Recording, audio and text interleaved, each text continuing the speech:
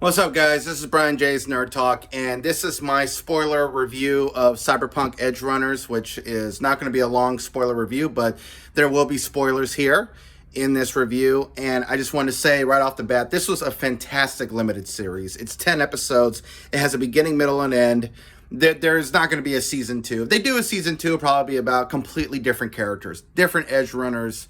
But yeah, David and Lucy are two of the main characters of this season, of this limited series, and they are such great characters, such a wonderful couple, a really great love story that's complex and layered and is like three-dimensional, and it's great. But as much as I love this show and thought it was fantastic, this was a great like video game adaptation. Well, it's an adaptation on Mike Pondsmith's Cyberpunk universe that he created with the Cyberpunk tabletop RPG that came out in 1989, but I think this show's going to be called a video game adaptation because Cyberpunk 2077 came out in 2020, and that's the big connection. You know, see, Project Red co-created this show with Studio Trigger.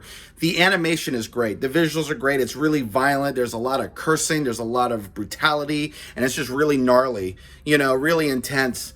But the flaw with the show is that it's a prequel. And the reason why I say that is because I've played Cyberpunk 2077 many times. I have over 60 plus hours on one of my playthroughs. My first playthrough lasted for like 36 hours, and I have another playthrough that's almost 30 hours. So I have like over 100 something hours on this game, and I played it many times. And as I was watching the show, I realized when the characters went to the afterlife and I saw Rogue, I was like, okay, this is a prequel series. So if a certain bad guy, a certain character shows up who is Adam Smasher, I already know it's not going to work out for the main characters that we're loving. Like, I knew, like, in the end of this series, spoilers, in the end of this series, David dies, and he's killed by Adam Smasher, and I knew it was going to happen because I've played Cyberpunk 2077 so many times, and once I realized this was a prequel series, and you get to the third act of the limited series, when you get to episode 9 and 10, and Adam Smasher shows up, I was like, yeah, there's no way that David's going to kill Adam Smasher, because the only person that was able to kill Adam Smasher is V. Either V taken over by Johnny Silverhand, or V on his or her own, or V fighting with Pan Am in the star ending, which is the best ending for the game. That character, your character, us, V, the character that we create, is the only character that kills Adam Smasher in Cyberpunk 2077, which, yes, takes place in the year 2077.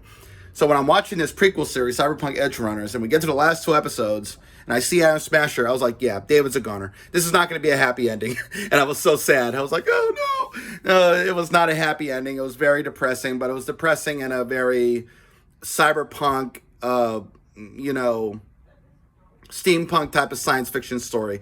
These type of science fiction shows and movies, cyberpunk, that genre that influenced Blade Runner 2049, these type of stories usually don't have a happy ending. They usually end in a very melancholy, depressing kind of way, or in a way that's enlightening, you know? Maybe it's not too tragic. Maybe there's some tragedy, but there's a certain hope in the end of the tunnel, which is why I love all the endings to Cyberpunk 2077. Some endings are just very depressing, some are tragic, and one of them is very hopeful, which is the star ending. But overall, I think Cyberpunk Edgerunners is a fantastic limited series. It's the best video game adaptation that Netflix has done. This is way better than the Witcher series by far. So I give Cyberpunk Edgerunners a 9 out of 10. Yes, if you played the video game, the last 2 episodes are going to be a predictable tragedy.